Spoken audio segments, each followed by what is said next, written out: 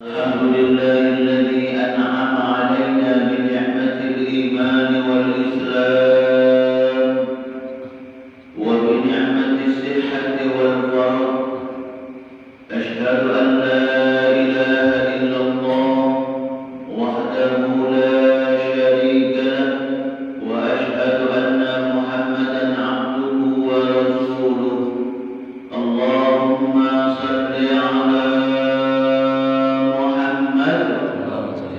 وعلى آل محمد. أما بعد. Yang kami hormati Ketua Masjid beserta jajarannya Masjid Tadilul Haq. Yang kami hormati para sesepuh-sesepuh kami, para asatidz, wasatidzah, Bapak Ketua RT, Bapak Ibu hadirin yang insyaallah kita semua sama-sama dirahmati Allah Subhanahu wa taala. Mari selalu kita bersyukur kepada Allah Subhanahu wa taala atas nikmat yang telah diberikan kepada kita, di mana dengan nikmat tersebut alhamdulillah pada subuh ini kita bisa bersama-sama bertakarrub kepada Allah, mendekatkan diri kita kepada Allah Subhanahu wa taala sebagai wujud syukur kita kepada Allah atas apa-apa yang telah diberikan kepada kita. Salawat dan salam selalu juga kita aturkan untuk junjungan kita Nabi besar Muhammad sallallahu alaihi wasallam, suri tauladan kita manusia, uswatun hasanah buat kita. Semoga insyaallah kita berdoa semoga kita dan keluarga kita diberikan keistiqomahan oleh Allah Subhanahu wa taala untuk melaksanakan apa yang dicontohkan oleh Nabi kita Muhammad sallallahu alaihi wasallam dalam kehidupan kita sehari-hari insyaallah. Amin ya rabbal alamin. Bapak-bapak, Ibu hadirin jamaah subuh yang insyaallah sama-sama rahmat Allah Subhanahu wa taala. Begitu banyak nikmat yang telah Allah berikan kepada kita, sehingga jikalau kita mau menghitung nikmat yang telah Allah berikan kepada kita, kita tidak akan mampu untuk menghitungnya. Wa in ta'uddu ni'matallah la tuhsuha. Jikalau kita mau menghitung nikmat yang telah Allah berikan kepada kita, maka kita tidak akan mampu untuk menghitung nikmat yang telah Allah berikan kepada kita. Walaupun mungkin pepohonan yang ada di dunia ini dijadikan sebagai kolamnya, lautan bahr dijadikan sebagai tintanya, dan juga dedaunan waraqah dijadikan sebagai kertasnya, untuk menghitung nikmat yang telah Allah berikan kepada kita, la tuhsuha. Kita tidak akan mampu untuk menghitung nikmat yang telah Allah berikan kepada kita.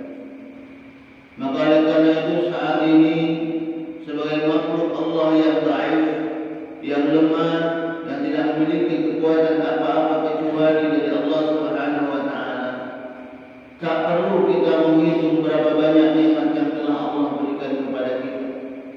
Akan tetapi bagaimana saat ini kita bersama-sama mempergunakan nikmat yang telah Allah berikan kepada kita untuk kita mendekatkan diri kita kepada Allah Subhanahu wa taala. Sekali lagi, saat ini bagaimana kita bersama-sama berusaha mempergunakan nikmat yang telah Allah berikan kepada kita untuk kita mendekatkan diri kita kepada Allah Subhanahu wa taala. Dan juga selain kita mendekatkan diri kepada Allah Subhanahu wa taala, kita pun harus bisa selalu menjaga silaturahim, berbuat baik kepada sesama manusia, kepada tetangga aku, kepada keluarga aku, sesama pengurus masjid aku. Jangan sampai nanti ibadah kita bagus, tapi akhlak kita, tingkah laku kita tidak baik. Kita masih sering mengutamakan ego kita di tengah masyarakat. Kita masih sering mungkin mudah-mudahnya merasa diri kita paling hebat, aku dengan keilmuan kita. Nah, jangan sampai ini terjadi kepada diri kita. Karena na'udzubillah, secara tidak sadar bisa jadi ibadah yang kita lakukan kepada Allah Subhanahu wa taala yang sudah insyaallah kita istiqomah bisa rusak karena perbuatan kita sendiri, bisa rusak karena amal dan tingkah laku kita kepada sesama manusianya yang tidak baik. Karena yang harus kita jaga ialah dua paling tidak, antara hablum minallah wa hablum minannas. Hubungan kita dengan Allah dan hubungan kita dengan manusia. Ketika dua ini insya Allah kita selalu jaga, istiqomah kita menjaganya baik, maka insya Allah Allah Subhanahu wa Ta'ala akan memberikan kebahagiaan kepada kita. Sebagaimana Allah Subhanahu wa Ta'ala mengatakan, wa basyiril ladzina amanu wa 'amilus shalihat anna lahum jannat. Kabarkan, beritahukan kepada mereka orang-orang yang beriman, beriman yang benar-benar, bukan cuma iman ngomongnya baik, aku beriman kepada Allah, tapi ketika dilihat kesehariannya, ibadahnya jauh, ibadahnya tidak terjaga. Bukan iman yang seperti ini, tapi iman yang benar-benar. Setelah mulutnya berkata, aku beriman kepada Allah, selanjutnya ditanamkan dalam hatinya tadi, hati yakin kepada Allah, keluarkan dengan lisan kita dengan kalimat syahadat, asyhadu an la ilaha illallah wa asyhadu anna Muhammadar Rasulullah. Keluar dengan lisan kita kalimat syahadat, keyakinan dan aku berjanji bahwasanya aku percaya bahwasanya tiada Tuhan selain Allah, dan aku percaya bahwasanya Nabi Muhammad adalah utusan Allah. Setelah itu apa tugas kita selanjutnya? Wa amalun bil arkan. Kita pun harus siap menjalankan apa yang Allah perintahkan kepada kita. Ini terkadang maaf di antara kita yang masih belum istiqomah, yaitu menjalankan perintah Allah Subhanahu wa Ta'ala. Terkadang kita masih kalah ketika dibujuk rayu oleh syaitan dengan pekerjaan kita, dengan aktivitas kita sehari-hari. Ketika disibukkan dengan pekerjaan, maaf, terkadang kita lupa menjalankan ibadah kepada Allah Subhanahu wa Ta'ala. Ketika kita mencari nafkah, terkadang mudah-mudahnya kita meninggalkan perintah Allah Subhanahu wa Ta'ala, terutama sholat. Ini yang harus selalu kita waspadai, yang harus selalu kita melihat ke dalam diri kita. Karena na'udzubillah, ketika kita lalai dari menjalankan perintah Allah Subhanahu wa Ta'ala, terutama sholat karena aktivitas kegiatan dunia kita takut kehidupan kita ini tidak mendapat ridho dari Allah Subhanahu wa Ta'ala. Apa yang kita dapatkan tidak mendapat ridho dari Allah Subhanahu wa Ta'ala. Itu yang kita takutkan. Maka oleh karena itu sekali lagi, mari kita bersama-sama mengajak diri kita semua untuk kita selalu mendekatkan diri kita kepada Allah Subhanahu wa Ta'ala dengan jalan menjalankan perintah Allah Subhanahu wa Ta'ala, terutama sholat yang dikatakan di awal. Maka oleh karena itu mungkin yang saat ini belum terbangun dari subuhnya, belum terbangun dari tidurnya karena kecapean mungkin, yuk bangun subuh. Jangan sampai waktu subuh ini ditinggalkan begitu saja. Yang belum terbangun sekali lagi, belum sholat subuh, bangun subuh. Sholat ini mari kita sama-sama jaga dan kita sama-sama lakukan. Karena ketika kita mengaku diri kita seorang muslim, maka tugas yang utama ialah bagaimana kita menjaga ibadah sholat. Inna sholata kanat 'alal mu'minin kitaban mawquta. Sungguhnya sholat ini wajib hukumnya bagi kita yang mengaku diri kita ini seorang muslim. Dan sholat ini juga merupakan wujud aplikasi keimanan kita kepada Allah Subhanahu wa Ta'ala. Jadi kalau kita mengaku diri kita beriman dan kita mengatakan di awal, maka kita harus siap dan mau menjalankan perintah Allah SWT. Selain itu banyak ibadah-ibadah lain, tapi yang kedua yang utama sekali yang setiap hari harus kita lakukan, ibadah sholat ini. Ini penting. Saking pentingnya sholat ini dikatakan, kalau kita tidak mampu sholat sambil berdiri, kita boleh sholat sambil duduk. Kalau kita tidak bisa sholat sambil duduk, kita bisa sholat sambil berbaring. Kalau sholat sambil berbaring tidak bisa, kita masih bisa sholat pakai isyarat. Pakai isyarat tidak bisa, kita masih bisa sholat dalam hati. Kalau sholat dalam hati masih juga tidak bisa, panggil minta disolat. Karena kalau sudah dalam hati sudah tidak bisa lagi, berarti kita sudah kembali kepada Allah. Berarti tinggal kita disolati oleh orang lain. Dan jangan sampai saat ini, saat-saat kita maaf sudah dicabut nikmat oleh Allah Subhanahu wa taala, nikmat kehidupan, mau dicabut nikmat kita, nikmat kehidupan kita dicabut oleh Allah Subhanahu wa taala, saat itu kita baru menyesali diri kita.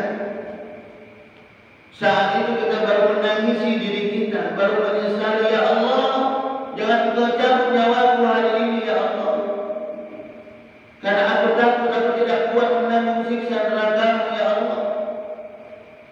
Aku tidak kuat melihat orang-orang yang menjerit karena siksaan. Aku tidak kuat mendengar tangisan rintihan ya Allah, orang-orang yang Engkau siksa dalam neraka-Mu ya Allah. Saat itu kita baru bermohon kepada Allah, maka saat itu sudah tidak ada lagi kesempatan bagi kita. Rabbana absarna wa sami'na farji'na na'mal salihah inna muqinun. Kalau saat itu kita baru ngomong sama Allah, ya Allah, aku melihat, aku mendengar ya Allah, orang-orang yang Kau siksa, aku tidak akan mungkin sanggup menerima siksaan itu ya Allah. Maka oleh karena itu ya Allah, aku bermohon kepada-Mu, farji'na, hidupkan aku kembali ya Allah, hidupkan aku kembali walaupun hanya sesaat. Farji'na na'mal salihah inna muqinun. Karena saat ini aku baru yakin, seyakin-yakinnya akan bagaimana dahsyatnya siksaan-Mu ya Allah. Saat itu kalau kita ngomong sama Allah, bermohon kepada Allah, di mana saat itu malaikat Israel Allah sudah berada di hadapan kita, maka sudah tidak ada lagi kesempatan bagi kita. Tidak ada lagi kesempatan bagi kita. Idza jaa ajaluhum la yastakhiruna sa'ah wa la yastaqdimun. Apabila ajal datang mau menjemput kita, maka sudah tidak ada lagi kesempatan bagi kita untuk bermohon kepada Allah agar ajal itu tidak diakhirkan. Ya Allah, jangan Kau cabut nyawaku ini, karena aku banyak dosa. Tidak ada lagi kesempatan bagi kita. Maka oleh karena itu sekali lagi sebelum ini datang kepada kita, Allah mengutus malaikat Israilnya di hadapan kita, maka mari kita bersama-sama sekali lagi menjaga sholat kita, menjaga sholat kita sekali lagi. Jangan sampai ibadah ini kita tinggalkan begitu saja. Bapak Ibu hadirin jamaah subuh yang insyaallah sama-sama rahmat Allah Subhanahu wa taala. Keimanan inilah yang diharapkan oleh Allah Subhanahu wa taala. Keimanan yang seperti inilah yang harus kita jaga dan harus kita lakukan. Yang memang iman percaya kepada Allah dan berusaha mengaplikasikan keimanan itu dalam kehidupan kita sehari-hari. Kalau ini sudah bagus, sudah terjaga dalam diri kita, dalam keluarga kita insyaallah, maka yang kedua, kalau kita mengharapkan kebahagiaan dari Allah Subhanahu wa taala, bagaimana kita pun harus menjaga silaturahim kita dengan sesama manusia. Menjaga akhlak kita kepada sesama manusia. Tadi kami katakan di awal, ketika ibadah kita bagus tapi akhlak kita bagus, maka naudzubillah, kita takut Pak, bisa jadi ibadah kita habis begitu saja. Bakal kita umpamakan ban motor kita, Pak, kita kumpul akan kencang-kencang ban motor itu, berharap nanti kita sampai dengan tujuan kita. Tapi apa? Belum sampai di dalam tujuan dengan tujuan yang kita harapkan, kita ban motor kita sudah kempes, anginnya habis.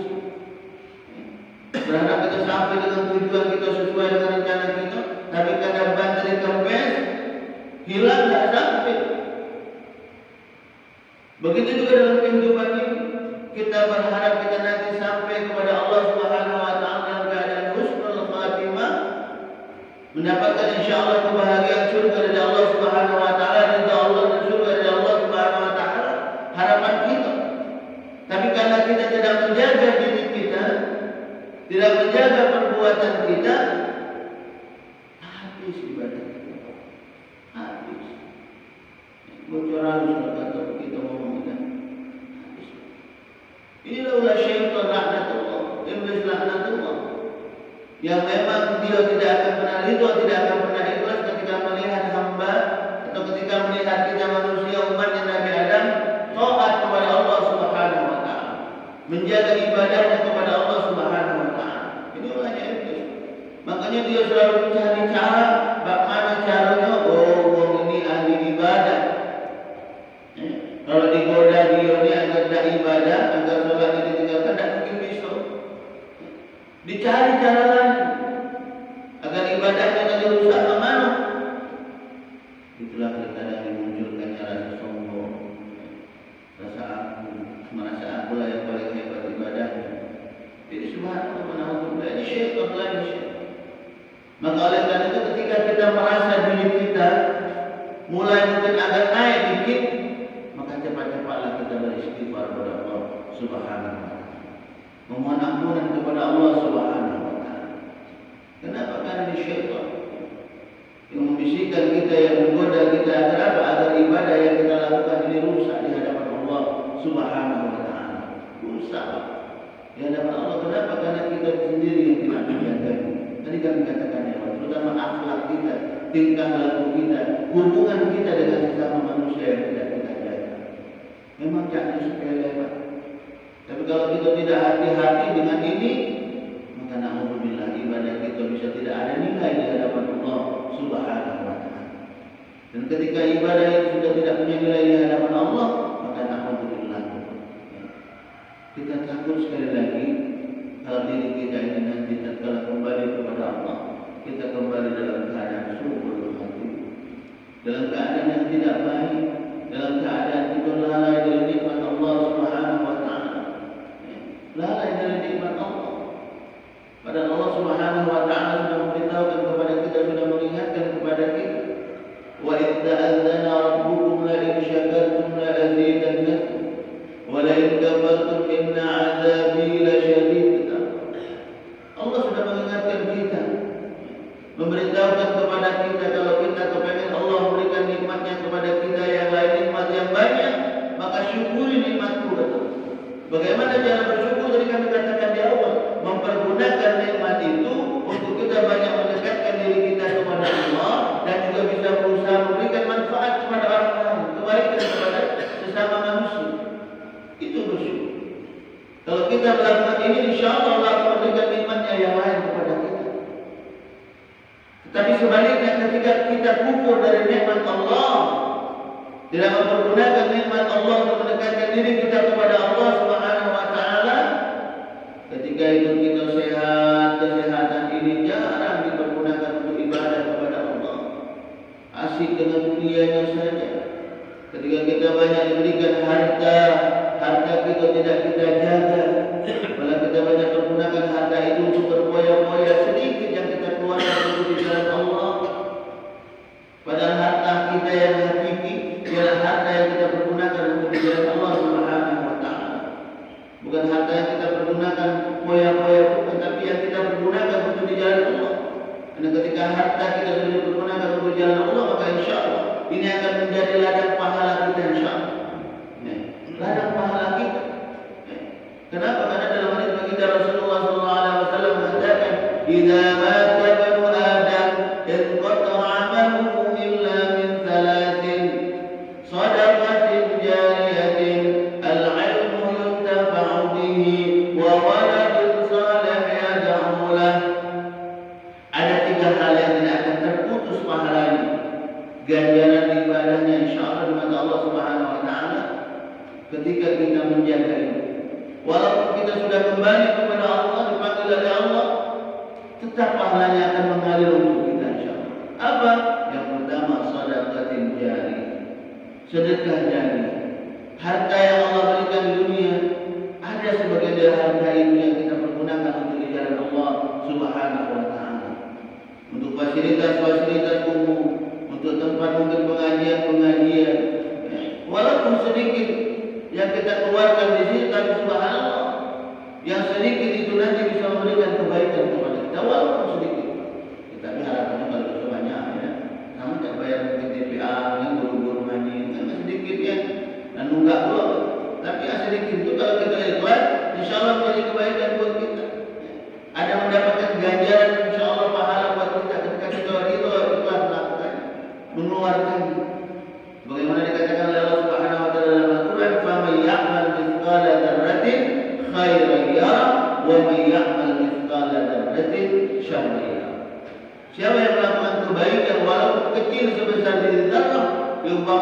kita hanya menyingkirkan duri atau batu di jalan yang menghalangi orang lewat.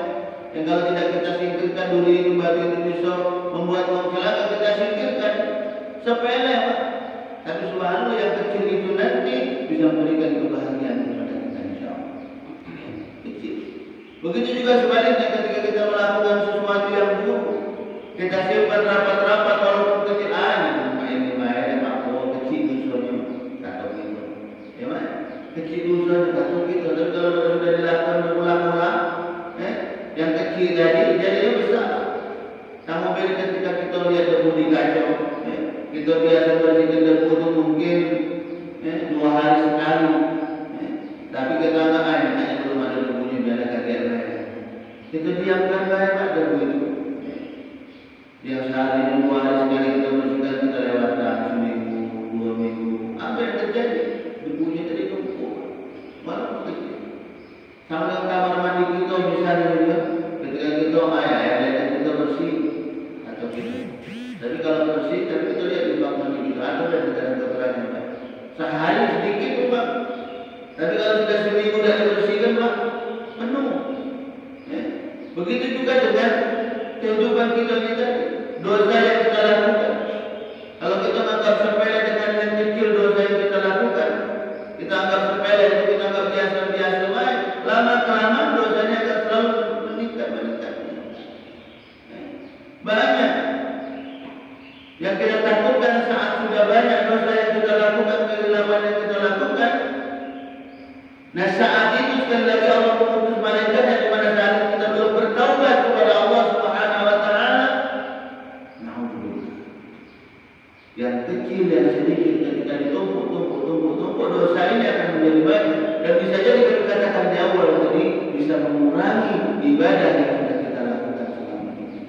Nah oleh karena itu hati-hati benar kita dengan diri kita, hati-hati benar kita dengan kehidupan kita. Jangan sampai kita lengah, jangan sampai kita tidak hati-hati karena dunia ini kan la'ib wa lahu. Dunia ini bagaikan parusan di Allah. Kalau kita tidak mempelajari benar-benar, tidak mempergunakan menjadi lakukan yang baik dalam dunia ini, bahaya. Maka oleh karena itu kita selalu berdoa kepada Allah Subhanahu Wa Taala. Rabbana la tuzigh qulubana ba'da idh hadaitana wa hab lana min ladunka rahmah innaka antal wahhab. Ya Allah, mantapkan hati kami saat ini ya Allah. Hati yang saat ini selalu beribadah kepadamu ya Allah. Hati yang saat ini insyaAllah selalu menjalankan perintahmu ya Allah. Jaga hati kami, jangan kau palingkan hati ini sehingga kami kembali kepada kemaksiatan, kembali kepada kesesatan ya Allah. Ini doa kita kepada Allah Subhanahu Wa Taala. Allahumma tsabbit qulubina ala dinika wa ta'atika ya Allah. Berdoa kepada Allah agar minta dimantapkan hati kita karena Allah yang Maha membolak-balikkan hati kita. Ya muqallibal qulub, tsabbit qulubana ala dinika wa ta'atika. Berdoa kita kepada Allah agar hati ini dimantapkan ke mana? Ke jalan yang lurus. Jalan Allah yang lurus hati ini karena semuanya itu yang kontrol hati. Hati kita yang kontrol perbuatan kita, mau baik atau buruk hati yang kontrol. Nah tinggal pertanyaannya sekarang bagaimana agar hati kita ini bisa mengarahkan kita kepada yang baik-baik. Bagaimana hati kita ini bisa mengarahkan kita untuk bisa selalu taat kepada Allah Subhanahu Wa Taala. Bagaimana caranya? Kita kami katakan caranya yang pertama, bagaimana kita mendekatkan diri kita selalu kepada Allah Subhanahu Wa Taala. Dengan ibadah salat kami katakan di awal dan juga banyak selalu zikir. Mengingat Allah Subhanahu Wa Taala dengan lisan kita, dengan amal kita, perbuatan kita sudah dengan lisan kita, tetap harus kita selalu bentengi hati kita dengan selalu zikir. InsyaAllah ketika hati ini kita bentengi dengan selalu zikrullah, ingat kepada Allah Subhanahu Wa Taala, mengucap kalimat-kalimat thayyibah, maka insyaallah hati ini akan selalu mengarahkan kita di jalan Allah yang lurus, jalan yang benar insyaallah. Tapi kalau hati ini tidak kita bentengi dengan zikrullah, dengan selalu kepada Allah, na'udzubillah, kita nanti bisa jadi dibawa oleh hati ini ke jalan yang tidak diridhai oleh Allah Subhanahu Wa Taala. Bapak Ibu hadirin jamaah subuh yang insyaallah sama-sama dengan Allah Subhanahu wa taala. Sekali lagi melalui subuh ini kita bersama-sama mengingatkan diri kita. Kita bersama-sama mengajak diri kita. Kalaulah mungkin yang selama ini kita masih sering maaf mudah-mudahnya lalai dalam menjalankan perintah Allah Subhanahu wa taala. Masih sering maaf kita mudah-mudahnya mungkin melakukan sesuatu yang dilarang oleh Allah Subhanahu wa taala. Baik itu dengan lisan kita, dengan perbuatan kita. Mari yuk kita bersama-sama perbaiki. Mari yuk kita bersama-sama menjaga jangan sampai ini terjadi selalu pada diri kita. Mari kita menjaga.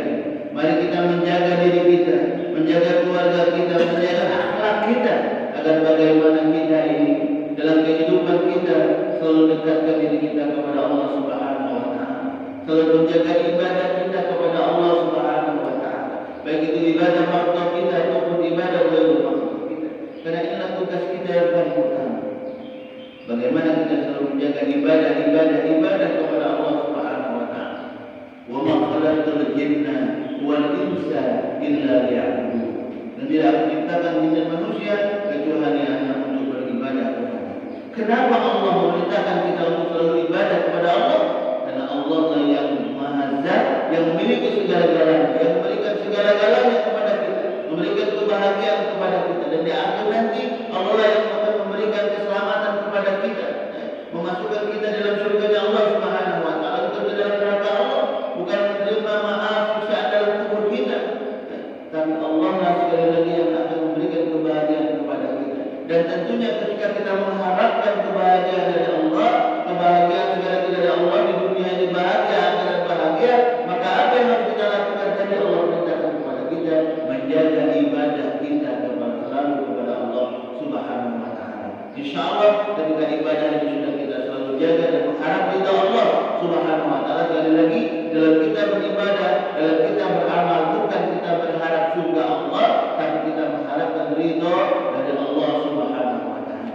Insyaallah ketika Allah ridha dengan apa yang kita lakukan, apa yang kita perbuat, ibadah dan amalan-amalan lainnya, maka insyaallah Allah pasti akan memberikan kebahagiaan kepada kita insyaallah. Amin ya rabbal alamin. Ini saja yang dapat kami sampaikan. Kurang dan lebihnya kami mohon maaf. Kepada Allah kami mohon ampun. Kalau ada yang berkata yang disimpan dalam hati, kalau ada dari kata-kata kami yang salah, kalau Bapak Ibu sekiranya jangan, kalau ada polisi yang sudah mengundang polisi, tidak atur baik, bahaya pada dalam kalamu bagi Pak RT dengan ngomong kita, itu nanti untuk Pak RT bahaya pada kalau Pak RT ada datang ke kedengaran ya, insyaallah. Ini saja sekali lagi, mohon maaf kalau benar itu datang dari Allah, ketika apa yang kami sampaikan itu adalah keliru atau datang dari kami pribadi. Mohon maaf sekali lagi dan kepada Allah dimanapun antara